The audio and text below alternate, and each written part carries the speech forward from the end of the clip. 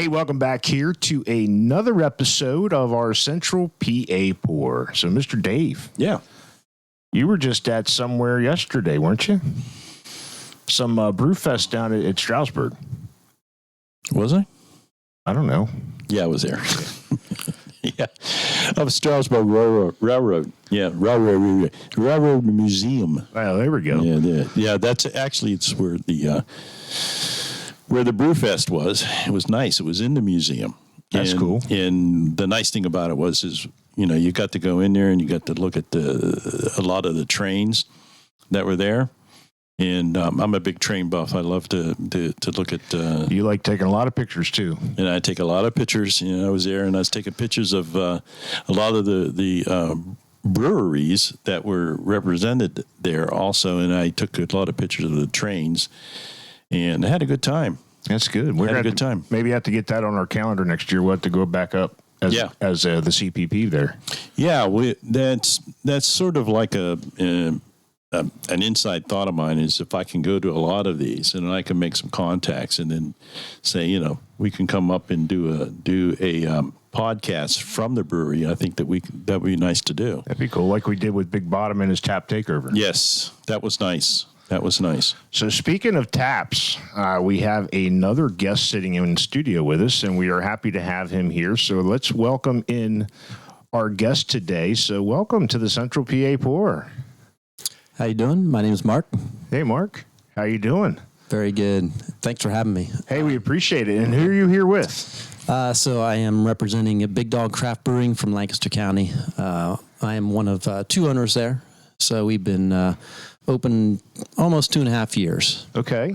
All right. So Big Dog Craft Brewing. So that you also have something else over there that you do. That's correct. Yeah. And right next door is Lancaster Homebrew store, which kind of obviously got me to where I am here with the brewery. So is that where you started? Was that yours, or did you take that over? No, that was something we started back in 2009. I just give you a little background. I got into home brewing probably around 2000. I honestly don't remember the exact year. Everything's a blur. So right around my first child was born. He's turning 21 this year. Okay. But my brother-in-law owned TJ Rockwell's, and so he was always into beer and anything home, making food and all that kind of stuff. And so I just remember being at a family holiday get together, and he's bringing out all these different beers he made. I'm like, oh my gosh, and I was into craft beer at the time. And I thought, this is amazing. I can't believe you can do this in your house. I was just, I don't know. I just kind of taken it I love the idea of it. So, I said, oh yeah, well, come over sometime and I'll show you how to do it. It's like, I just remember he said, it's like baking a cake. You just follow the recipe, the instructions. And did you do it with kits, or do you go all grain right off the bat? No, I did the kits, like what I'd call partial mash with the grain and the extracts. Yep, that's what we've done. In fact, I did not do any all grain brewing till after I had opened the homebrew store. Wow, that's a good long time. So that's pretty cool. Yeah. So how I got into the homebrew store, I've always been self-employed. I grew up on a dairy. I was fifth generation dairy farm. So I was in business with my dad and my brother. I grew up, we were just on the other side of the river in Elizabethtown. And so that, once I got into the hobby of home brewing, I was still farming at the time. And that was something I could do on the side. Something fun that it was limited time. We were busy on the farm, but it was something I could do at home. So I was getting, I don't know, maybe call it a midlife crisis, but I was mid-30s, 34 or something, and I kind of just realizing that I needed to make a change, and I didn't know what it was.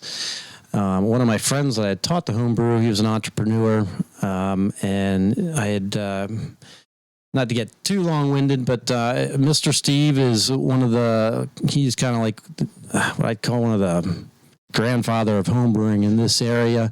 He had one of the few homebrew stores over here in the York side, in Manchester. So I'd drive over here into Manchester to get my ingredients. But there wasn't anything over in the Lancaster area. And so my friend who's the entrepreneur, had the idea. He spotted this tiny little shop next to Brewer's Outlet down on Lincoln Highway. And he just had this idea that, that's be a good place to put a homebrew store in. And so he came to me asking if I would be interested to be involved in it. And at the time, I was just kind of transitioning out of farming. I actually tried insurance for 2 years and realized that definitely was not for me.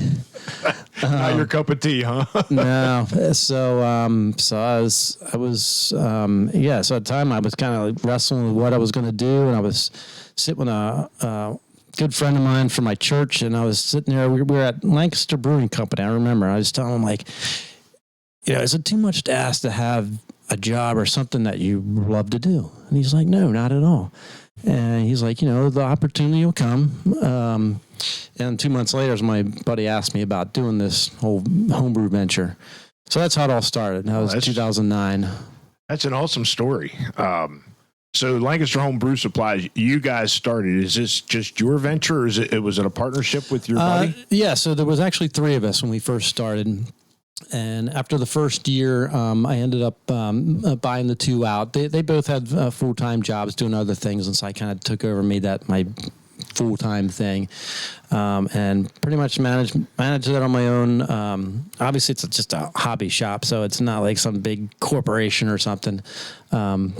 And it was difficult getting it started the first few years. It was very stressful financially, and because it's a niche. It's a niche for it, and if you don't, not everybody's coming in and brewing their own beer or wine, and so there is a niche for that. But I think you've done well. And we happened to start at an interesting time. It was back around 2008, 2009 when there was the recession and a lot of people laid off, but they were getting unemployment checks, didn't have anything to do, and they'd come in because they needed a hobby. And it was kind of weird our people were in that do-it-yourself kind of mode, like, I can save money. I can't, instead of buying a case of beer, I'll just make it myself. That's what my wife thought too. Yeah. Interesting that he said that. Yeah, if you get hooked on the hobby, though, then you do spend more than you originally planned. Yeah. So you've been doing it for a while. What made you want to start your own brewery? Oh, boy. So I had no intention of having a brewery, and in fact, in the brewery, we have this full restaurant, and we'll get into that later. Which, by the way, the brisket that we had that day, oh my God, fabulous! I'm going back over for that. Yeah, good stuff. Anyway, that was. Going back to like my brother-in-law's who owned a restaurant, I hear all the horror stories, and I'm like, nope, I don't want any part of that. I don't. And I used to remember saying, they put in long hours. They were open till like 2 a.m, and it was long days. I'm like, I remember telling them, you guys work harder than me. I'm a farmer. So, and dealing with all the people and stuff. I didn't want it. Early on, there was all the time people come in and, your beer's really good. You ought to open a brewery. I'm like, yeah, it's all right. I don't want it. So I said that for years. But as time went on, the homebrew industry, the hobby kind of ebbs and flows. It peaked in, I'm going to say 2014, and then it started kind of tapering off and slowing down. And it's still a legitimate hobby, but definitely not what it was back then. And so financially, it was forcing me to kind of really look at, is there ways to diversify? And part of me was like, I came from a farming background. I've always worked with my hands, construction, doing other things. I'm like, I always like doing that stuff, but at the same time, I'm not getting any younger, and the joints start to hurt a little bit. I'm like, I probably shouldn't go that route. And it kind of just kept looking at, people do like the beer I make, so it kind of seems like that's probably what I should stick with. So because of that, I kind of just was. I almost would say I was forced into it. No, I don't regret it. It's been fun, but it's been a lot of work. It's challenging because it's a lot of weekends. Your Yeah, weekend which work and fortunately for me, I've always worked weekends. okay. There was no, the cows always need milked. I didn't get off too much. Well, I shouldn't say that. We had a good setup with my dad and my brother. We could get away, but that said, I've never really known what a working Monday through Friday and having Saturday and Sunday. So that is just out there for me. I still haven't gotten there. Now, if I could ask you a quick question, you actually couldn't train the cows not to need to be milked over the weekend, so that every 12 hours. Okay, Every 12 hours. Just a question. I'm not a farmer. So. Some of them, there's robotic milking now. Yes, but we never got to that point. So is the farm still in operation? Yeah, my brother takes care of things, and his sons are grown up now and helping him out. So he keeps things going. He loves doing it. I still go back and hang out, and I don't help like I used to. With his boys getting older now, but I do love farming. I miss a lot of it, but I don't miss the cows. That is a lost art that's unfortunately is not going to be around forever because it's like you just said, it is hard work, and not a lot of people want to do farming, and that you guys don't make a ton of money farming because everybody's subsidizing and wants to get you for the cheapest stuff that you're doing. Yeah, it's not easy. It's what do they say? One of the only industries where you buy retail and sell wholesale. Yeah, it's pretty much. It stinks, and it's going to be. Well, the world's going to be a hurt without farmers. Period. Yeah, they're always going to be around, obviously, or else we're going to be in trouble here when you don't have any food. But right. I mean, I wasn't a farmer, but we would help out on the farms. Yeah. Baling hay, which I always hated. I always kind of enjoyed that part. I don't know. There seem to be a lot of corporate farms. I take it that there's a lot of corporate farms taking over the small, single owner farmers. It's just kind of, unfortunately, where things are pushed to. I don't know. I still like to think that things will swing around, that they'll make it'll somehow a little easier for small. It'll come down to like the community supported kind of farming where people want to buy local and support local. Yeah, which is the same concept with the breweries. Just keep it local. I always liked that idea. The local farming, where the community gets their produce from the local farmers in the area, and I always liked that. I always thought that was like a better way to go. Where was that? We were at Giant last night. Giant is not no, but they are in the back of their produce and stuff. They're showing the farmer that they actually got it from with their story. Oh. That was the first time I saw that. I've never noticed that. That's kind of cool. That's a way of paying homage to where this is coming from. Mm-hmm. You mentioned about the trends of the home brewer. Are you starting to see an upwards trend? You're starting to see a little bit more? Just kind of holding steady, at least where I'm at. But as an industry in general, it's still been definitely down. And I kind of feel part of it is just because there's more and more little breweries opening up. In fact, they all started as home brewers, most of them. Most of the guys that opened up around me were customers of mine and kind of moved on to bigger and better things. I at some point, I guess I decided that's kind of the similar. Join them. Yeah, it's kind of the similar stories we've been hearing. Is like you said, you were doing it as a hobby, and they go out to the beer fest. Hey, this is really good. Where can I get it? And next thing you know, they putting their numbers together and they're opening their brewery so they can actually distribute it and get it out there. Mm-hmm. We've joked about it, but it'll never come to fruition. I don't want to give up my weekends. Yeah, fortunately for me, like I said, I don't know any different. Yeah, I don't want to give up my retirement. So, so speaking of beer, you brought us one over here, which has become some of my favorite. It's an ale. So tell us a little bit about what we're going to sample as our first one here. Yeah, so this first one we got is an traditional Irish red ale called Red Willie. It was actually originally a collaboration with my friend Willie Reed from Meduseld and Artifice Brewing in Mannheim. Okay. But it became so popular at the brewery that we pretty much have it on all the time. So this is a staple, and it's going around, and it's got a nice looking color to it. Cheers. Cheers. To, was it Red Willie? This is Red Willie. Red yes. Willie, Irish Red.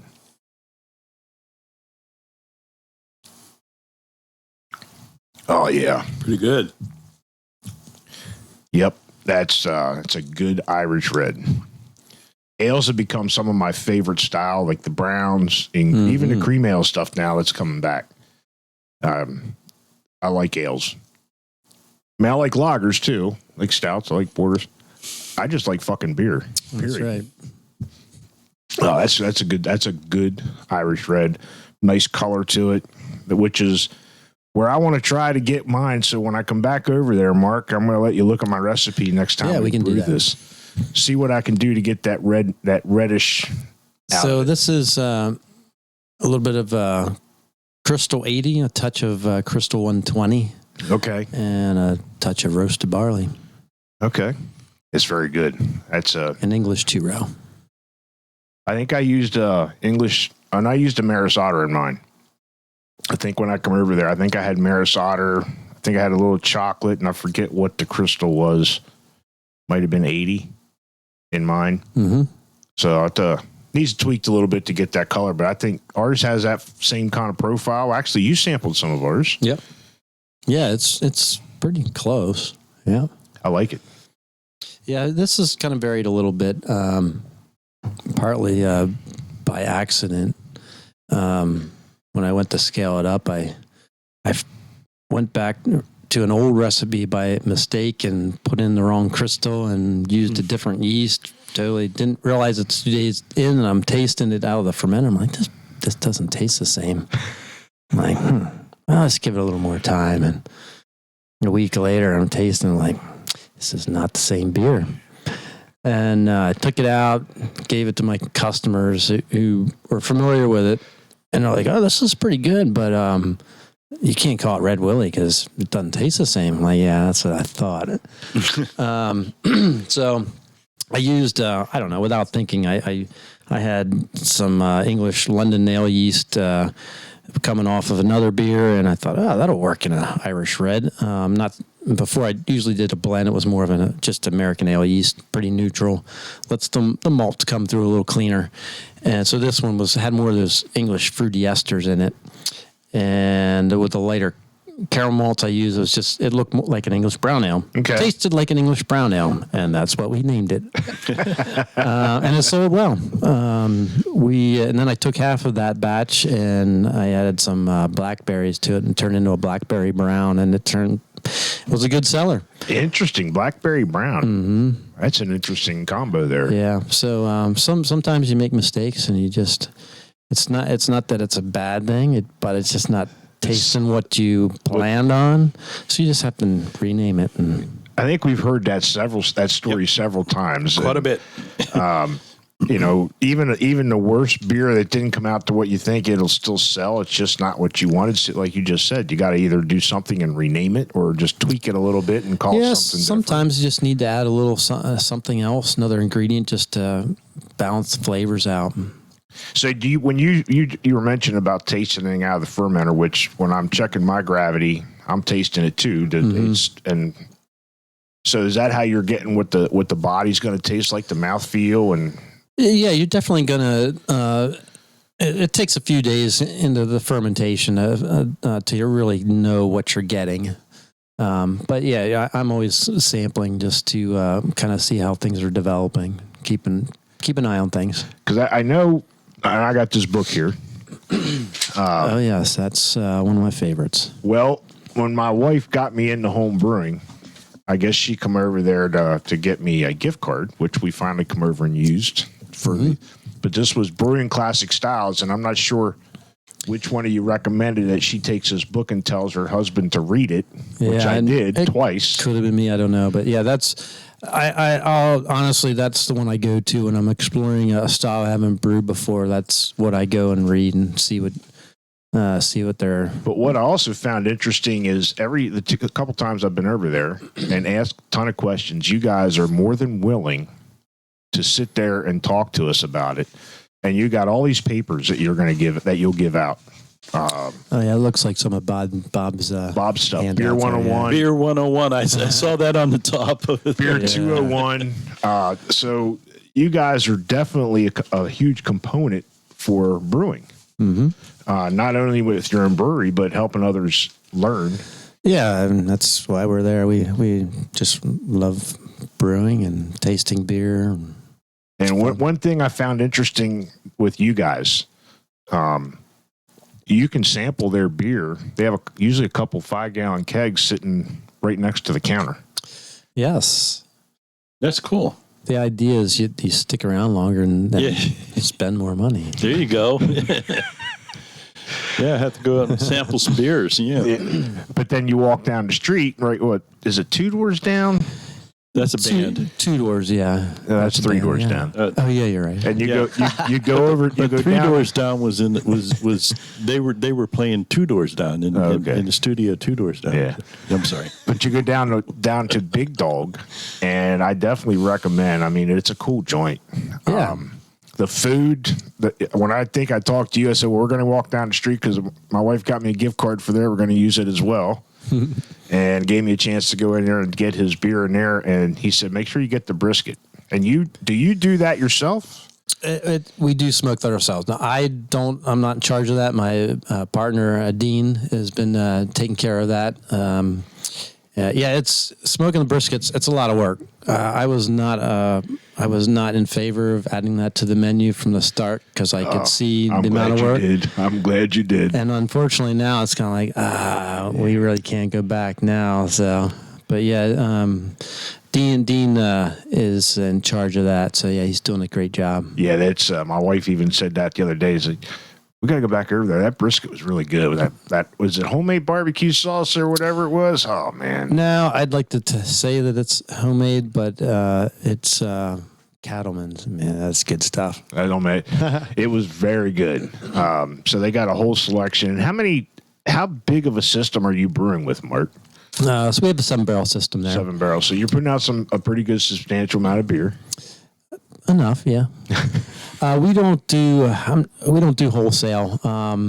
Very little anyway. We like to have some partnerships locally. Grandview Winery has some beers on tap, so they have one of ours on tap. We serve wine at the brewery, so we get some of their wine. So I like to do collaborations like that. I think that's an awesome idea, and I think some people are doing that everywhere else too. They're starting to, like you said, let's help the local, what we can do locally. You want a refill on that Red Willie? I'm probably going to jump to the next one. And I think that's good. And it's not just a way of getting your beer to somewhere else. It's not that, somebody comes into that winery for their wine and maybe their other half tries the beer and say, oh, I'm going to go to the Big Dog. I'm going to get their beer. So, but you can get a crowler to go? Yeah. Yeah, excuse me. We don't do don't really get into canning, but we do the crowlers to go, and we can fill anything that we have on tap. We got 16 taps. We're not always filled, but we usually have at least 14, 15 offerings. That's pretty good. Do you still do some of the brew festivals and still take your stuff on the road like that or not? Yes, we do. Now, you guys mentioned that you were out at Rails and Ales yesterday. I did not make it to that one. We were there last year. We did have to pick and choose a little bit where there's so many around. Yeah. So we kind of slimmed down where we're going this year. I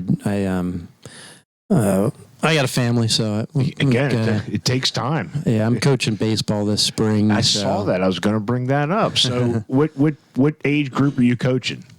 I've been following my youngest son up through the Hempfield program, helping out since T-ball. So we're up to 14, so it's 14, 15-year-olds, and I'm having a blast with them. They're just getting to that level where things are clicking and all this stuff you've been teaching them the last couple of years. It's finally like, oh my gosh, finally my efforts are paying off and they're figuring it out. And this is my last season coaching, but oh man, I tell you what, I'm super excited. I miss it. I don't miss all the time involved, but I miss coaching the kids and like you're saying, seeing the success of stuff that they'll realize, and what we've been telling them all along does work. Mm-hmm. Now, is it travel or is it just local? They call it travel, but I call it local because we're playing within Lancaster, a little bit up Lebanon. You're not doing tournament ball where you're traveling up and down the East Coast. Correct. No, that I do not have time for. Yeah, that I tell you what. So that was a big risk when my oldest was coming up and I was coaching them. That some of the guys wanted him to get into this travel baseball, and I'm like, okay. And at that time, I was still separated from my wife, so it was a huge financial commitment. I made it. I'm glad I did. Yeah. To get to see him play at these fields, like when I grew up playing baseball, you were lucky to have a decent field, but he's playing on minor league baseball fields. It's like, oh my God. It was awesome. It was the best thing I ever did. Watch it. And I love baseball. It's springtime. Baseball's back on. Yeah. We had opening season there, opening day. What was that? Thursday it was? The 30th, March 30th. Yeah. Yeah, I grew up playing ball. My uncle was actually a pitcher in the major league. So. Oh, who was your uncle? Gene Garber was a relief pitcher for Braves and the Phillies. That's awesome. So I grew up with it. Baseball's always kind of part of the routine. So what do you think of some of the new rules they've just put in? I'll be honest, I don't know what they are. Dave and I were just talking about it because I had. There's a new on lefties. There's no shift anymore. No over shifts, and then there's a pitch clock for the timer on the pitcher. Okay. And I mean, I was sitting there. I was just telling Dave last night. I was watching a game, and 2 hours and 3 minutes, 9 innings. It was more of a pitcher's match. Yeah. But you're going to start seeing that pitch clock and the not overshifting. You're going to see some more traditional baseball. Stealing bases is going to come back into play where a lot of them didn't do it. But I love baseball. Yeah, that I think that'll be a good move because obviously it can drag the game out. And if you're not, I know people are like, I can't stand watching baseball, but I love playing ball. I love it. I love baseball. I can sit here and talk baseball all day. I mean, I got my wife started watching it, and she would always say, "Stealing. That's just not right. They shouldn't be allowed to do that." Like as part of the game. And she goes, "Why did that pitcher throw at him?" I said, "Well, that's another part of the game. It's hard to explain." Yeah. I never even thought about that. So I do know you got some other partnerships over there. There's something is it the Lancaster Brewers Guild or something that you do? And then you got like the Lancaster Iron Brewing thing going on. Are you all involved with that? How's that work? Yeah. So I hit Lancaster Iron Brewer is an annual event that I've hosted at the homebrew store. So that's through Lancaster Homebrew. We started that, probably 12 years ago. I think it's been a long time. I think it's been 10 that it became like a BJCP event, where we have BJCP stands for Beer Judging Certification Program. So we have real legitimate judges from around the state come in and judge the beers. So yeah, we've been doing that. I'm pretty sure it was, well, at least this past winter I promoted as a 10th, so I'm going to assume it's, like I said, my life's a blur, but you gotta say it just happened not long ago because I remember seeing the pictures up. Yes, we just did this it was first week in March, I guess, when we did our judging and announced the winners for this year. It's a lot of work. It's fun. It's also interesting just to see the development of the home brewers in the area. There was a lot of guys from over here in the York side that participated, some from Harrisburg, and of course a bunch from the Lancaster area. When I first started that, it was.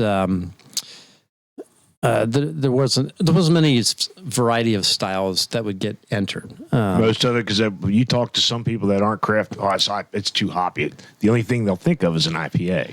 Yeah, there was lots and lots of IPAs years past, but again, as home brewers have matured and they get and they start to branch out and like, I haven't tried this style.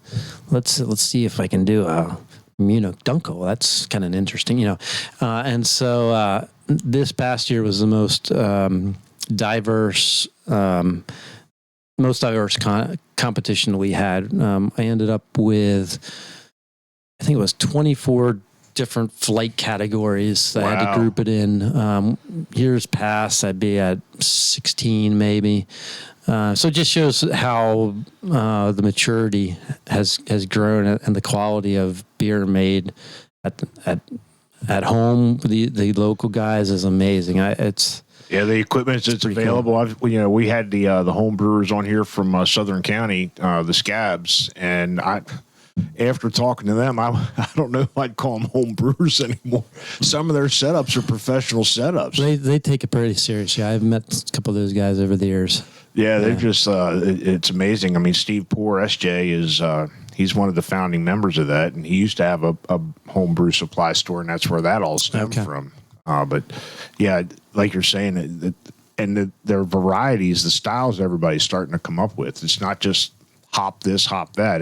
They're really putting some thought back into it. Oh yeah. Well, they're going into the more delicate kind of styles, and lagers are getting more popular again, and which takes a little more management as far as temperature control and how you take care of the yeast and stuff.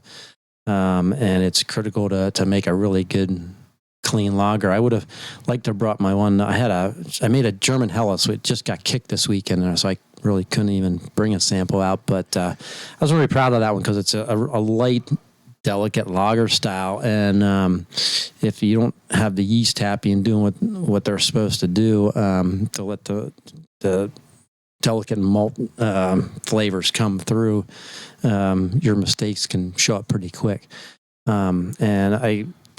That beer was well received by customers, and it's gone. Yeah, that's gone. That goes to prove your point, right? I think Francisco said the same thing from Mad Chef. He said, try making a light beer one time and making it crystal clear and bringing the profile out. You can't hide behind it. Yeah, there's nothing to hide. If you make a mistake, it's gonna definitely show through. Helles Lager, I mean, that's more of like it's going to have a little bit of a fruit note to it. Is that what that is? No, actually not. Helles actually means bright in German, or light. Okay, light. So light, it's actually just light beer. Okay. And it's just so that's made with, I think you use German Pilsner and just a touch of Munich for a little malt depth. And then it's just a traditional German lager and lager yeast fermented. Did you find out from doing all your kits in the years past, did it help you understand when you started getting into brewing with grain a little bit better, or was it like still a all new learning curve? Yeah. So, like I said, I didn't even do any all grain brewing until I opened the store. Oh, opened the store. Okay. So I was brewing a number of years and just doing the kits and stuff and having a good time. And then I again opened the shop, and then I was like, people are coming in getting all grain. I'm like, I should probably learn how to do this. Especially if they're going to ask me questions. So, that first year or two, again, home brewers, as you know, tend to, like to discuss and chat. And so I would just ask them questions and, well, how do you do this? How do you do that? And so I learned a lot from my customers coming in, because there was guys that were definitely much more mature and further along brewing than I was. And so I didn't admit to know everything. And I just asked questions, and they would share what they've learned. And so that's how I learned from. Kind of like me when I come over there. Yeah. I stood there in that counter, and I probably held somebody up because I was asking a ton of questions. And it was you said, Bob, he was just handing me a paper. Yeah. Read that. Make sure you follow that. You'll be good. Yeah. Yeah. So that's, there's so much to learn. So 2009 was the homebrew supplies, and you said you're working on 2.5 years or going on 3 for the brewery now? The brewery we opened in, it was November of 2020, so right in the middle of COVID. That was fun. Yeah. So we've talked to a few that opened during the COVID. So how did you find that year, being that you just opened up? during the pandemic? You know, I guess the pandemic was on a little bit of a recession area, but you think it affected you, or were you, I know you, it definitely affected us. You had to have been scared. I wasn't scared. But we signed the lease early first week or so of March 2020, and then 2 weeks later the world shut down. But we'd already been on this path for. I started. I think it was 2018 when I really sat. I'm like, I decided, you know what, I think I need to move in the direction of doing a brewery, and so that's when I started working with putting together a business plan, trying to find the right people to get involved to do this, because I knew it was something I couldn't do on my own. So I wanted to find the right people to make this work and make it be successful. So by the time I had gotten to beginning of 2020, we were in it for a pretty long, a year and a half or whatever. I had a lot of changes, things with finding the right people, location and stuff, and things were slowly coming together. And at that time, I had enough confidence that I'd gone this far that it'll work itself out, and we'll get through it. But that year was definitely became more. Even more complicated than I ever would have imagined. It wasn't the initial business plan that you had in your head. No. It was crazy. But we, I don't know. So we did a lot of the construction ourselves. We were on a pretty limited budget, and fortunately, the landlord was cool enough to. I guess he somehow trusted me that I'm like, he agreed to let us do remodel it your way. Yeah. I was basically the general contractor for the project. And so that's what we did in summer of 2020 when everything was shut down. We're just like, woohoo, all right, we're doing our thing over here and having a good time and fixing it up. And like, I'm sure things will be back to normal by fall. We all thought that. Here we are, still almost 3 years later, and where everybody still talks about it. Yeah. So we opened, it was the week of Thanksgiving when we opened, and we had a great reception. And, of course, when you're first opening, of course, obviously everybody wants to come check you out. So that was good. And then with a few weeks into it, then the governor announced that he's going to close all the restaurants down. Oh, yeah. And so we had the difficult conversation of sitting down with our staff that we had just hired and had been all laid off and didn't have jobs, and coming on Christmas, and they're all staring at us like, oh, now what do we do? And we unanimously chose to stay open during the holiday. So some people were happy with that, some people not. What is what it is. But we had to do it out of necessity. We didn't have we were out of funds. We had spent all our loan money. We were in this weird gray area where we didn't qualify for any kind of assistance. Wow. So we were completely out there on our own. So Dean and I had the mortgages or the loan we took out was we used our homes as collateral, and there was no safety net for us. Our employees were unanimously wanted to stay open, and they needed their jobs to get to support their families and stuff. So we stayed open through all that chaos, and the community supported us through that, and we got through it, and we're still here. Kudos to them. But it was a tricky year financially to figure out how to get through that, try to be responsible and stuff, and I hope I don't have to do that again. I hope nobody has to go through it, but that's probably one of the more interesting stories we've heard about the pandemic and how people had to pivot and figure out how to maneuver that. Yeah. We just we had a lot of space there, as you know, you've been in, so we just spread things out, and we didn't force anybody to come in, and we just let people be comfortable. If they didn't want to be there, then they won't be there. So. I kind of remember that year. By fall, by summer, everybody wanted to get out. Mm-hmm. They, like you said, the governor had shut stuff down again, and people were going to be rebellious. They're going to do what they want to do. And so I'm glad that we weren't trying to do it just to be rebellious. It was just. No, I'm talking about patrons. They weren't. Hey, I'm going to go. I'm going to take that risk, and I'm going to go. We were fortunate. We were deemed necessary. My business, the automotive repair. Yeah. Which I thought was all bullshit. My the homebrew store. I was the only shop open in my whole block there.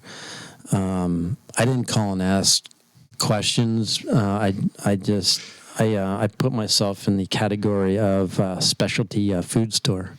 There you go. And nobody seemed to have a problem with that. So that's like you said, people were at home. They needed a hobby. So we actually had a good year that year. People were home brewing because they weren't out and about. So yeah. I think one of the most interesting stories we heard was from Herbison from Scabs, and we asked him why he got into home brewing. He says, "Well, I wasn't 21, I couldn't buy it, but I can buy the stuff to make it myself." I thought that was the greatest story I've ever heard.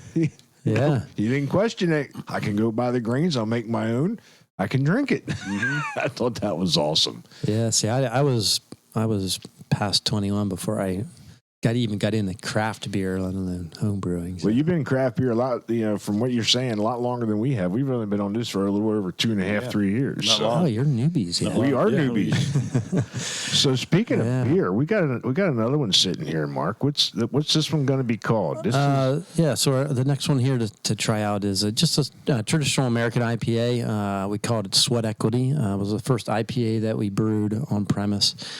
And not everybody recognizes the term sweat equity, but for me, it was, it was reality, free labor, us getting where we were. So, it's definitely one of my special beers just because of the work we, put into getting things going.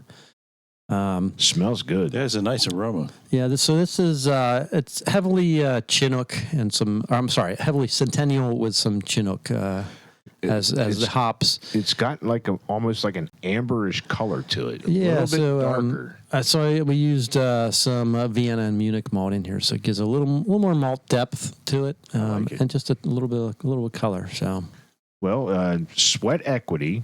So we're gonna cheers this in here for you. So cheers to the Sweat Equity.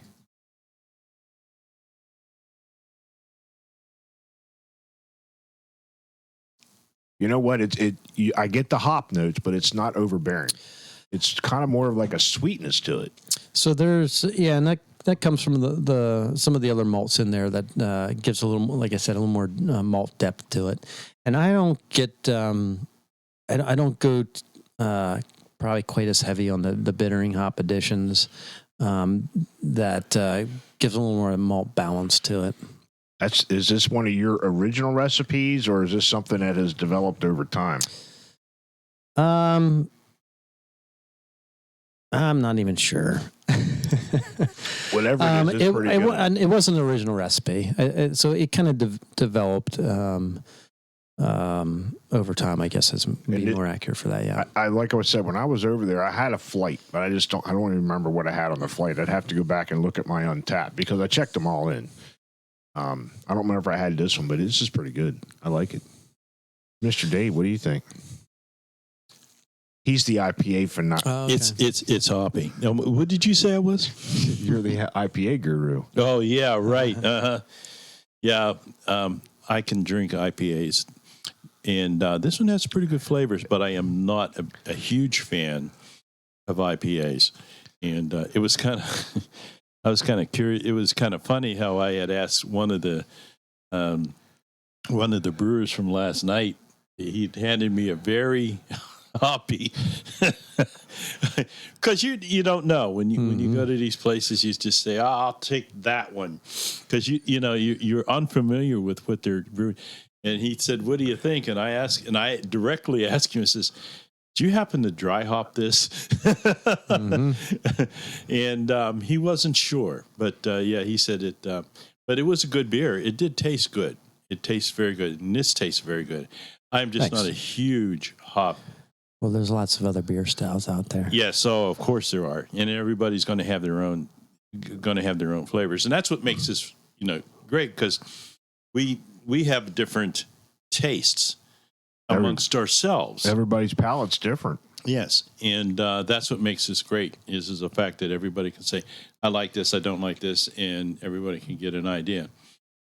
But this is pretty good. Yeah, I like it. That I can drink that.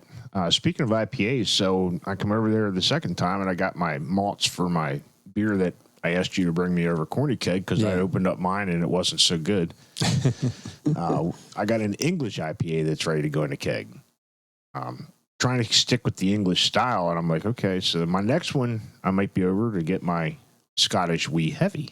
There we go. Stuff. So that's a style I have not brewed yet. Well, I'll let you know how mine goes. Yeah. I'll try a sample when it's done. Yeah. Although you had talked about drinking out of the fermenter, the tasting the stuff when it's fermenting. So I come over there, and I didn't want to go with the Safe Ale dry yeast. I wanted to stick with the White Labs, and he gave me the package, the liquid yeast, I guess. Some liquid yeast, yep. And he said, get it out, get it up to room temperature before you pitch it. I've never used that. Everything we've done with kits, and even the Irish Red that we did, was always in the dry pack. Mm-hmm. So check on it 3 days in the fermenter. I don't see the fermenting bubbles. My wife and I go to Pittsburgh, and I'm like, I'm a little worried. I don't see that thing fermenting.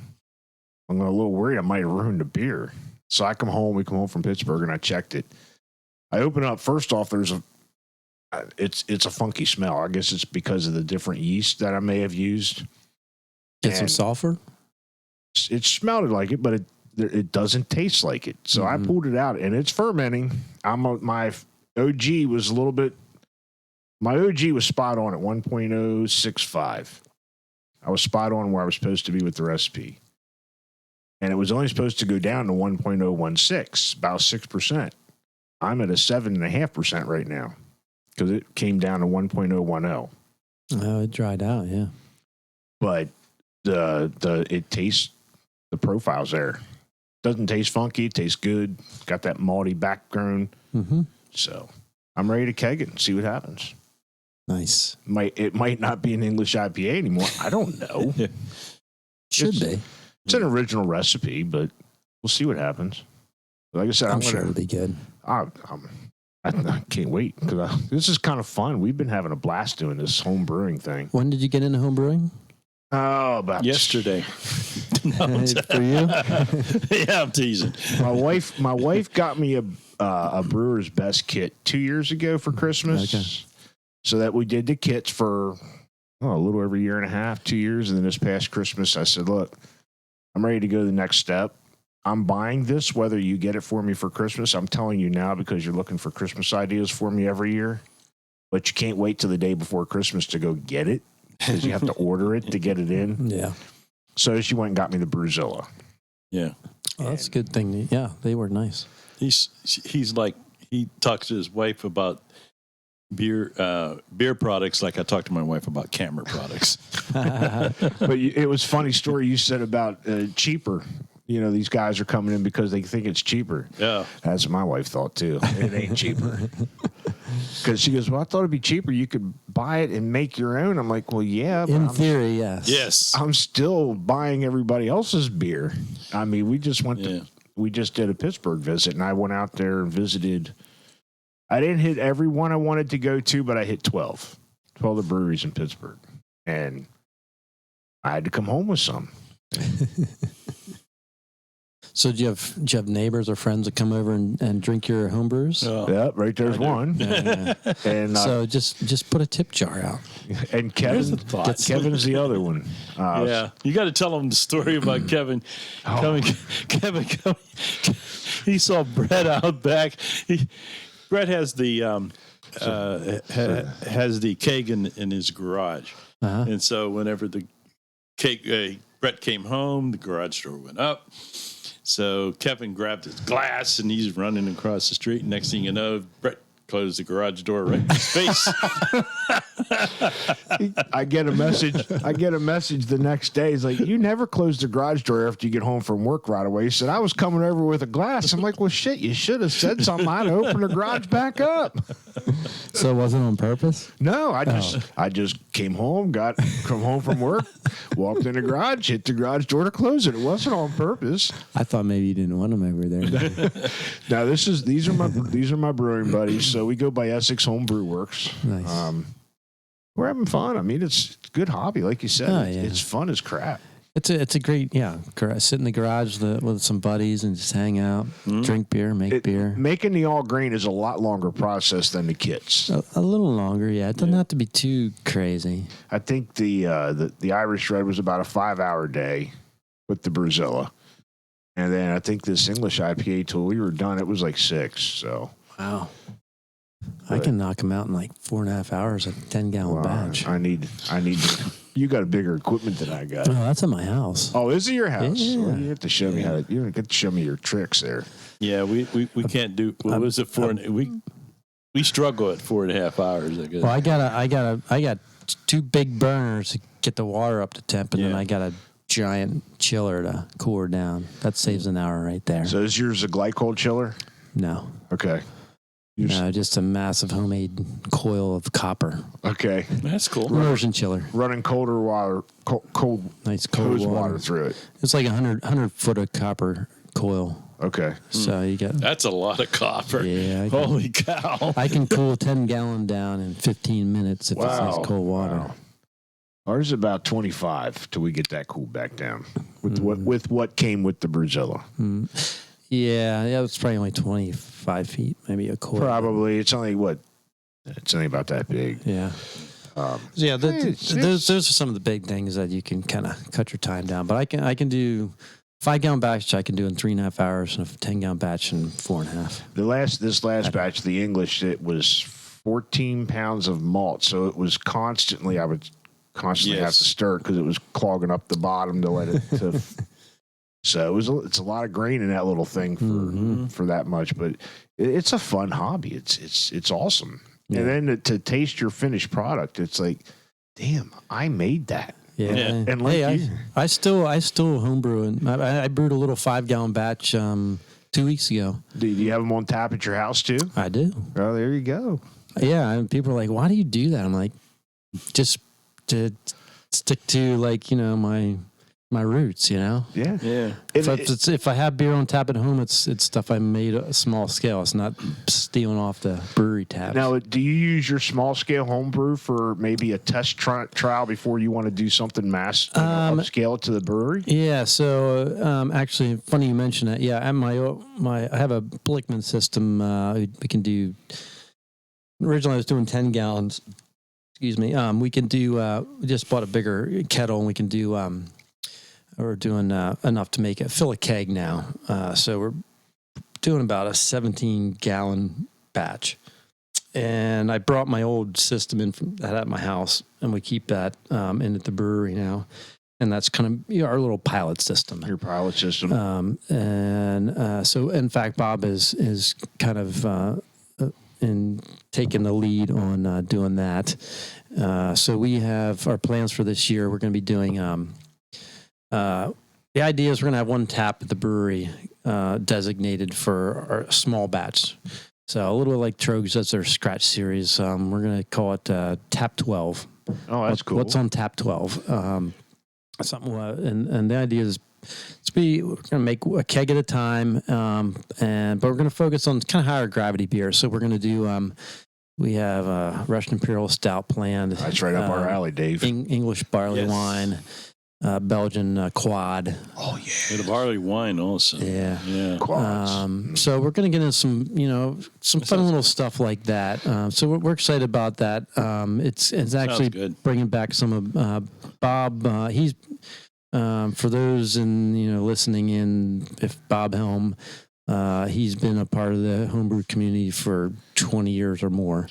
heavily involved in working different shops and helped. He did brewing at Pig Iron a couple years ago before the pandemic, and one of his specialties has always been some of those big strong beers. And I remember as I'm also a musician, so I played. I was doing. We had this opening thing for Mr. Steve when he moved down to his spot along Route 30.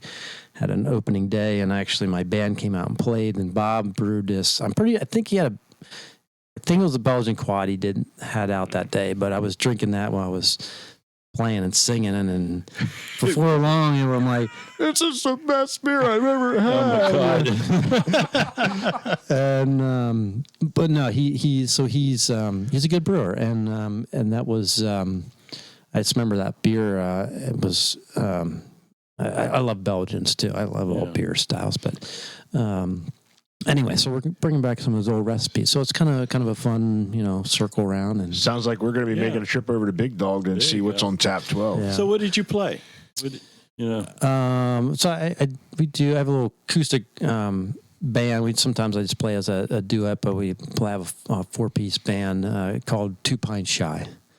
Oh, so, that's cool. I like stand that. within, I like that. What I like to do. You weren't 2 pints shy with that Belgian you were drinking. No. Yeah, I used to play myself. When you said that, I thought about it, and you brought back the memories of playing in bars. Anyway, yeah. But I played guitar. Nice. And I played whenever I was younger. Mm-hmm. Yeah, and no, they didn't have wind-up guitars. Shut up. Anyway, I know where he's going. That's the whole thing. I wasn't poking the bear today. I know where he's going with this. But anyway, I used to play when I was in college also, and I was fortunate enough that I played trumpet in a marching band at the University of Pittsburgh. And I also played guitar in a rock band at the same time for about 1 year. I was able to do this, and it brought up. We were talking earlier, and I never thought about it. It was whenever I was playing on the weekends, and I would come home on the weekends and play in a rock band, and we were talking about the schedule. We were talking about playing at different places, and I says I can't play that day. And he says, what do you mean you can't play that day? And I says, well, that day there, I have we play, I think it was Notre Dame we were playing at home. And I said, I can't play. I got to be down in Pittsburgh that whole weekend. And he says, well, what do you mean? And I said, I play in the band at university, and I can't play guitar in a rock band at the same time. And we had a sound guy that was there that actually, and he kept looking at me, and he kept looking at me, and he kept looking at me. And I said, well, what's wrong? What's wrong? Don't you understand this? And he says, I don't get it. He says, how do you play an electric guitar in a marching band? I don't get this. How do you do marching band? What? And I just messed with him. I just said, they have very long extension cords. And it's funny because of the fact that today, a lot of the bands have what is called a side band, where they have guitars, drums, and vibraphones and everything else on the side. And but it just when you said that, it brought up the days of playing in. I couldn't do that today. I don't think I could play in a bar band anymore. Oh, it's fun. It was fun. I wrote some songs about it. What's that? I wrote some songs. Did you really? One's called Nobody's Listening. Oh, I'd love to hear this. Yeah. Hey, that might have to be our theme song for our podcast. Yeah. Well, our theme song for our podcast was written by a rock band. Yeah, that's so our opening. We should give them a shout out. Music is Scraps, and it was one of our earlier guests, Jason Heitman from Gallo Glass from York. So we were starting to get some flags on YouTube for the music I was using, even though it was royalty free that I got off a site that can be used for music. It was weird because they were only flagging the end song, but not the intro. It's the same freaking music, but they were only copyright flagging that end. So we decided let's reach out to some, and we already had a connection with Jason. Like, hey, would you want to give us one of your songs or write something we can use? We'll promote it and tag you. So he came up with, it's called Scraps, and it's great. Now there's no vocals to it because he's more of it's a screamer, harder edge rock, which isn't my style, but listening to the guitar riff, it's pretty cool. Yeah, like it. It's a cool song. I like it. Yeah, it is. Wait till you hear it with the audio or with the vocals. With the vocals. Did you sing? No. Oh, okay. Actually, he was just in the shop, and I'm like, I don't know. After listening to some of his music, it's like, Jason, how do you even have a voice after that? Holy moly.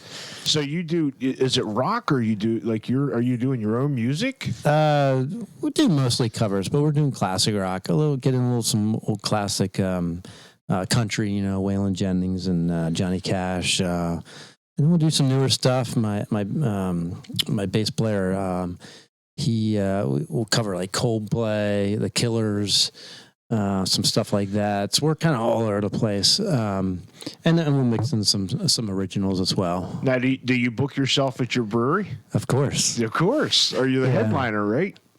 When I feel like it. No, I don't play as much as I used to. Obviously, I'm with everything I'm involved with. Music has kind of taken a bit of a backseat, and so I'm right now mainly just play about once a month at the brewery. We do open mics every other Thursday, so I host that. Okay. Have other musicians come in, so that's a lot of fun. So that's what I'm kind of doing now musically. But yeah, before pandemic, before the brewery project, we were playing about out once a week, weekends and stuff. Now, do you still want to? I mean, is it something you guys still do for bookings and stuff? If somebody wants to book you for something, will you go out? Yeah, I'm just a little more selective what we're gonna do, just because of. Well, we're gonna have to definitely put the name of it in and tag you in this podcast link so they can. 2 Pints Shy. Yeah, 2 Pints Shy. 2 Pints Shy. I like that. That is pretty cool. That's a cool name. I like it. Dave actually took a picture. So I'm part of Gettysburg Bike Week committee, and Dave comes up and helps with photography and takes pictures. And he took a band of. Oh shit! Oh, it was a rock band. Man, how does it's both of us went blank at the same time? Anyways, they were there and on stage, and Dave has this picture. It's a long story behind how we got to the name of it, but he is face down on the stage like this, and the caption we were going to use is "I'm with the band." Because it's a long story, but when they showed up, it was just a whole fiasco. Oh, that's a classic story. It was a whole fiasco with the stage, with the crew manager and all. It was just a big fiasco. That the band was cool, but yeah, the rest of the group was not. Yeah, but the crew wasn't. The picture was pretty classic, Yeah. So, and how long have you been playing music? 30 years. 30 years. Yeah. So a long time. Long time.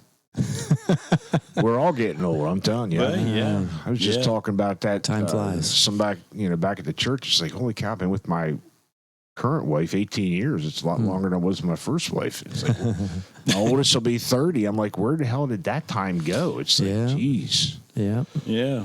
Yeah. Sure beats the alternative, though. Yeah, that's right. 6 feet under. Yeah. That's right. It does. So, you got any events that you do over at your brewery and stuff like that? We do live music Fridays and some Saturdays. Other events we do trivia Tuesdays, Wednesdays. We started doing bingo. Okay, it's been kind of fun. So. And I think we've seen a lot of people doing different things throughout the days they're open, like through the week, to try and create that revenue that you want coming in your front door, but you're giving them a unique idea to come there. Yeah, definitely people enjoy some kind of social interaction. And so we've been trying to find little things like that to bring people in. We're kind of family oriented. And since we serve food, people tend to kind of want to come out for dinner. We have a lot of families come out, so we tend to look for activities that everybody can kind of do together, no matter what age you are. So, that's cool. And what are your hours at Big Dog and at Lancaster?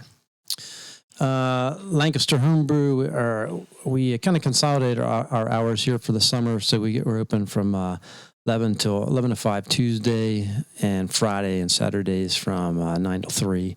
And over at the brewery, we're open lunches 11:30 to 9 through the week. Friday, Saturdays is 11:30 to 10, and then Sundays from 11:30 to 8. So you're open 7 days a week. Except for Monday. Monday's the only day you're closed. Closed Monday, and then need a little break from everything. Yeah. Yeah. All right. I mean, I definitely recommend making sure you get over to Big Dog Brewery. Try their beer. It's been very good. And the brisket, I'm personally recommending the brisket. That's definitely, I'm going to have to go back over and try something else, but the brisket was awesome. And I think he even stopped back and said, thanks, that was good. It was very good. Yeah. So, and I mean, I've had a good time. And if you want to know about home brewing, go over and see Mark and Bob. I can't wait. I'm going to have to come over when that Belgian quad's on, because I love Belgian quads. They're... So, Mark, what are some of your favorite styles of beer that you'll either like to drink or brew? So, I'd say I don't know if I have a favorite beer to brew, because I as you know, experience brewing is just, it's fun and just enjoyable, you know. So, I don't care when I'm brewing as long as I'm brewing and drinking while you're doing it. That's our problem. I drink. Well. Professionally, No, that's different. I'm talking home brewing. Home brewing's different. That's the idea. You get your friends over to the home. Hey, brew day. What are we drinking? Yep. Yeah. No, I agree with that. But when I'm at the brewery, I'll save a beer for cleanup. I got to be knocking the beer out, or it's got to be going to the fermenter, and then I'll hit a beer. But earlier on, it's like I got to stay focused, because you got to, if you're doing it professionally. Yeah, it's funny. It's like brewing is not a complicated job, but it's funny how one little mistake becomes a really big mess if something goes wrong. So, yeah, no drinking when you're brewing. Yeah, we found that out the hard way. What happened? Let's put it this way. I'm glad I had cleaned up before I realized I was too drunk. Let's put it that way. Yeah. But as far as beer styles that I enjoy drinking, I do like IPAs, and I have to admit, like the stuff I brought out today, I kind of had in mind, like I brought out what is most popular at the brewery. And so I'm wishing I would have brought some different beers, because as far as my favorite styles, I have a milk stout that I'm kind of partial to. I think I had that one. I know I had the stout that I was over there that day, and I'm not sure if that was one of them, but I definitely had one of yours. That was one of my original recipes. I actually won one of my first awards. It was the first 2009, the first year I opened the shop. The Lancaster Brewers Club had a little homebrew competition hosted by Iron Hill. And I happened to have some on hand, so I sent a few bottles over, and they picked it as the winner. I'm like, wow, that's really, really cool. So, and they got to, I think Paul was the brewer over there at Lancaster Iron Hill, and I got to hang out with him. That was my first experience on a professional level, yeah. And that was fun. And but that was one of my first recipes that I really liked, and then I got an award, got to brew professionally and stuff, and so that one's always kind of a special beer to brew and to drink. It's kind of more of an end of day beer for me. And it's funny, it's the slowest selling beer at the brewery, but it's one of the highest scoring beers, like on Untapped. Not that I follow that religiously, but every now and then I got to check in to see what's going on. But for those that appreciate, stouts and that particular sweet stout, that's up our alley. Actually, Dave's drinking one here right now. I brought home from Pittsburgh. Nice, yeah. I love stouts, and so the milk stout I've always enjoyed. And in fact, one of the first, probably I'd say, craft beers that got me into one of the first beers that got me into craft beer was Lancaster. At the time, way back, it wasn't Lancaster Brewing Company. It was Lancaster Malt Brewing Company. Was the original name of it. That. Yeah, I still have one of their shirts. Oh, geez. I still wear it. It says That's Lancaster nostalgic. Malt. Yeah, they had a big dairy cow on the front of it, a little Holstein cow. That's on why the you front. had the shirt then. I should have worn that the other day or today, but yeah. So, but that was one of the first beers that really like got me into craft beer. Was Lancaster Malt Brewing Company. It's milk stout and Trogs. Trogs was an early influence as far as craft beer too. And I just seen is it John Trogner? Was it just up with Derek Wolf doing a brew? Yeah, probably. Yeah, I know Derek. I'd love to get the brothers on here to do a podcast with us. Well, I gave them our good card. guys. What's that? I gave them our card. I would love to get them on here because right now, if you think of Central Pennsylvania, Trogs is going to be top of the line. It's the macro brew. It's not a micro. It's the big daddy on the block. Yeah, but they started as home brewers too. Yeah, and look where they've grown. Yeah. Future plans. I mean, you looking to grow your brew, or are you happy with your footprint and what you're doing? Oh boy. So I have learned over the years to never say never. So at this point in time, people ask me like, "Oh, you need to open another place." I'm like, "No way." Easier said than done. So I say that tongue in cheek a little bit because who knows? But right now, I am definitely more than satisfied just with the one location we have, and it's a lot of work. But Dean and I are having fun with it. That's what matters. And you had mentioned about not work. You've always been self-employed. Now, have you found a job that you don't even think you're working? Because they say if you find a job you love, you've never worked a day in your life. Well, it's still work. Still work. I mean, but I'm just saying, do you love it? That no, I mean, yeah, I have. I mean, there's days when I'm like, oh my gosh, why am I doing this? I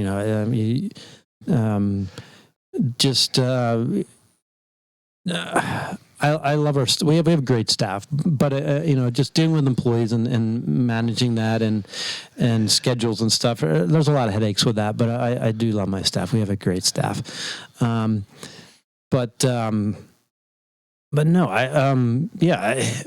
I really do enjoy what I'm doing. That's all that matters. Yeah.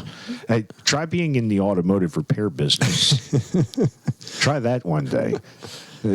There's days I've had, and recently, that I could have walked up and put a for sale sign on my building. But at the end of the day, it's the staff, it's the customers that make it all worthwhile. Yeah.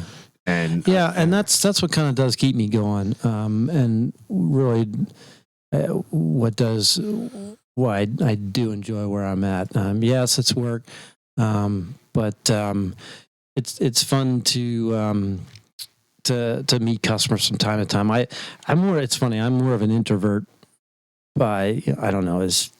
Over the years, I've become more extrovert because you have to be. I'm an introvert too. So I do like that interaction with customers, and it makes it rewarding. Yeah, and when they tell us how much they appreciate what we're doing, and the fact that they enjoy the beer, that they enjoy the food, and again, like the food side of this whole other side of it that I knew was important, because people come out for good food and beer. And so part of our business plan was I didn't want to get into wholesale and distribution, because then you're just a label and a can sitting on a shelf, which is great. If you're good with marketing and stuff, you can sell anything, even if it maybe isn't the best beer except in the world. Insurance, right? Yeah. But I do like that relationship part of it. And that's what we wanted to do. Is we wanted somewhere that we have people that want to come out, because they like the environment. They like the atmosphere that we have there at the brewery to just hang out with friends and family. It was pretty cool because we were over there early at your place, and we walked down to the brewery. You guys had just were opening, and there was already people in the seats. And as we were leaving, my wife and I we were actually going up to Mad Chef to talk to them as well. And there was more people coming in. And that was a Saturday, like right after you guys opened. So you guys are doing something right, and I love it. And I'm glad you decided to come over and sit with us because we had talked about this a while. We've been at this a little over about a year and a couple months. We have yet to venture across the river, and now we finally have with you and Francisco and Greg from Mad Chef. Now we've crossed that threshold of the river. So because there's so many breweries in this area. There's so many craft, not just breweries, but craft places, everything. I mean, everything we've talked about tonight and sampled and what I've had over at your place was fantastic. And I definitely highly recommend it. What started us down this path with Goose Island's Bourbon County Stout is what started us down this path, really. And we like the stouts. Bourbon Stout. Oh, I love it. Yeah. Oh, yeah. Imperial. Yeah, and more, it's going to be a higher ABV. It's a sipping beer. You're not going to guzzle it like a Miller Lite or a Yuengling Lager. Imperial Stout and a small bonfire. Oh yeah, that's what did it. It's what's small bonfire. But it's a like just a fire pit. Fire pit, just a small metal fire pit in the backyard. I thought that was a beer. Yeah. Oh no, he lives on a farm, so a small bonfire to him is like probably like 20 pallets piled up out back lit on fire. Yeah, going 40 feet in the air, right? Yeah, we had between the three of us, the three families here that live in the same area. We would each take turns on having a fire pit on our patios. We each have patios, and we would say, "Okay, it's my turn. You come on over. We'll have beer, and we'll bring out some chips and I got this beer. You got to try." Yeah, that's what he did. He brought out some beer. He brought an Imperial Stout out. That is probably my favorite style. So I was just telling Dave before you got here this afternoon. My wife and I just went out to Pittsburgh, to visit my son, and it was our birthday weekend. And this was in 23rd. Hers is the 22nd of March. Mine's the 25th. So happy birthday! Thank you. Belated. Always take her up to usually Carlisle because that's where she's from. But she said, well, let's go out and visit your son. So glad we did. I hit 12 breweries in Pittsburgh. And one of them we were told to go to was Trace Brewing up in the northern side of Pittsburgh. And the one guy from Aslan said, "Tell him Shaggy sent you. He'll hook you up." Well, I go in there and I tell him Shaggy sent me from Aslan. He says, "I got you." He gives me this thing called 23 Rye. It was their Imperial Stout aged in rye whiskey barrels for a couple years. Oh my God. What a great beer. It's a sipping beer. I'm not going to sit there and pound it, but I enjoyed every minute of it. And then Grist House that's what Dave's drinking. This was their special beer release. We just happened to be there when they were doing this big weekend. And that is an Imperial Stout extravaganza or something. It's got a little maple at the end of it. It has the maple at the end of it. It's very good. It's a dessert beer. It's really good.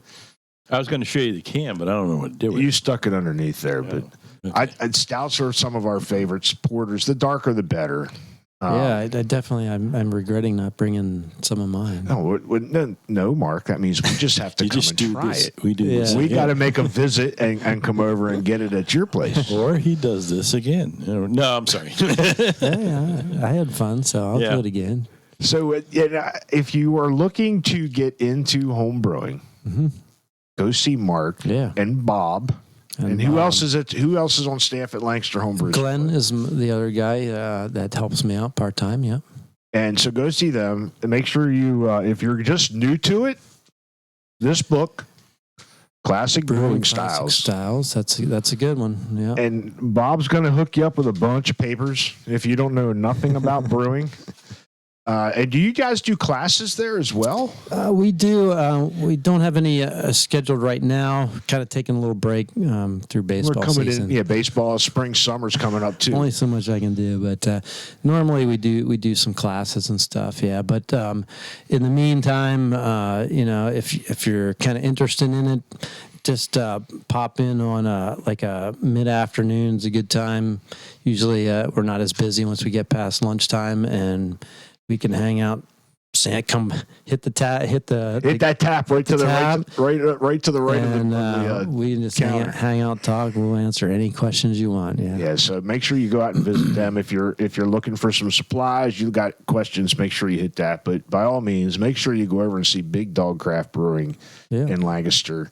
Where can they find you? I mean, we have it up here. What is your physical address over there? So we're just off 283. Address is 1559 Manheim Pike, which is just off 283 Route 30. So it's easy access. It's Granite Run Square. Stop over. Yeah, Mark, I've had a great time. Dave, any last minute comments? No, not at the moment. Oh. No, actually, I don't. This was fun. I enjoyed this, and got a chance to talk to a fellow guitar player. That's right. Really cool. So I got one. If you come out and every now and then you might spot the band playing. Yeah, there you go. Hey, if you want, I'll come out and play and sing. No, you don't. You can come out on Thursday for some light. No, you don't. Just play. One last question: do you like to visit other breweries, and what are some of your favorites that you have visited? Of course, I love to visit our brewery. So I've been all over the place. As far as favorites, I hate to say favorites because I like some of your fondest moments. I mean, fondest. All right, not fondest. What are some of your specialty places that you have liked to go to? Not saying your favorite, but you have liked to go to, and you're glad you went. Oh boy. I mean, locally, I don't get around like I used to because I'm always at my own place, and by the time we're done, I just want to go home and sit on my couch. I don't blame you there. You brought Mad Chef, but Francisco's a good friend of mine. He was fantastic. He came in my doors, got into home brewing, and was bringing in beers to sample. And all of a sudden, he's like, "I'm opening a brewery." I'm like, in East Petersburg. I'm like, wow. I hope that works for you. I'm a little nervous, I'm just like, I can't believe all these things exploding and popping up. And I'm like, man, I don't know. And of course now I'm got to go on too. But anyway, so that's always been kind of a fun place to go. But they're always busy too as well. Yeah, Mike at Moo Duck in E-Town on my old stomping grounds. He is one of our upcoming guests. We had to reschedule Mike. His brother came into town the day we were going to record with him. So that is an upcoming episode. We are sitting down with Mike. We got Moo Duck Brewery sign right behind you. We're looking forward to that. Yeah. He was an old customer of mine, and I grew up in E-Town, and of course I moved over to Hempfield after he opened, so I don't get to hang out there like I used to. But I just love the small town vibe that he brings. And I think that's pretty what I like about some of the craft brew houses, like this Trace Brewing in Pittsburgh and some of the places I've been to. It's not this big fancy spot. It's just small, and it's quaint, and it's inviting. Yeah. And I think that's where this industry is why it is popular right now, because it is an inviting. It's a family friendly. You had mentioned that. It's family friendly. The food's good. The beer is good. The atmosphere is awesome. It's not what it was growing up when I was a kid growing up. You went to bars, and we've mentioned that several times. The bar scene is gone. I think that bar scene, the typical old 80s, 90s bar scene is no longer viable. Yeah, that's some of the, you're always going to have some of that, but yeah, I kind of agree with you. That's definitely shifting. People want something different. They want that inviting, friendly atmosphere. You had mentioned you like that atmosphere, and you like being in conjunction and talking to your customers and getting to meet them. Yeah. I think this whole industry, and I hope it has not peaked. I hope it continues to grow. Yeah, me too. And, I'm glad you came over here, decided to sit down with us. It's always fun when we have you in studio and talking. And I'm glad we got to do this. So I appreciate your time. Yeah, you bet. And we had a great time. And we got one more beer here to cheers out. Oh, So that's right. Yeah. make sure if you are looking to get into home brewing, or if you got questions, you go to Lancaster Home Brew Supply, see Mark and his staff. And by all means, while you're there, take a left and go down a door or two and go down to his craft brew house and get his beer and get his food. Get the brisket. And the burgers are pretty banging too. That's what I said. My wife said about coming back over. So next time I'm gonna have to get something different and make sure maybe Mark will be playing his guitar back when he's down there. Every other Thursday I'll be there. Every other Thursday. Cool. Yeah. So and some Friday, Saturday night. Good luck to your son's baseball team. Thanks. We got a good year coming. I think season. I should say. Yeah. You're not quite done yet. I mean, he's got high school. We're just starting. He's got high school ball yet. If he decides to play, I'm not pushing him, but we'll see. I never pushed my kids, but once they were committed, I pushed them. You're committed, you're in it. So there's no getting out of it. And I do miss the baseball. I miss watching it and growing these kids. I really do miss that part about it. I don't miss the I'm going to soak it in this spring. Soak it in and love it, because before you know, going like that. Yep. Yeah. So what is going to be our last beer here, Mark? So last beer is the irony is it's labeled as a New England IPA, but I don't know if I'm holding it in the right spot. It's I literally brewed this 3 weeks ago. I kegged it a couple days ago. So it's pretty clear. I didn't filter. I didn't do anything. It just cleared up on its own. It cleared it nice. I got lots of oats in it and wheat, and there it is. I don't know, but it tastes good. It's got Equinox. Equinox. I don't know. I can't think how you say it. They changed the name of it. Equinox. It's a lot of heavy Mosaic in the dry hop, and Mosaic's one of my favorite hops for an IPA. So this is our best seller at the brewery. So what is it called? Cloud Cloud Kicker. Kicker. Cloud Kicker. Yeah. So if you're out there, let's raise a glass with Mark from Lancaster Home Brew Supplies and Big Dog Craft Brewery and the CPP, and let's all be bonded by beer. Cheers, guys. Cheers.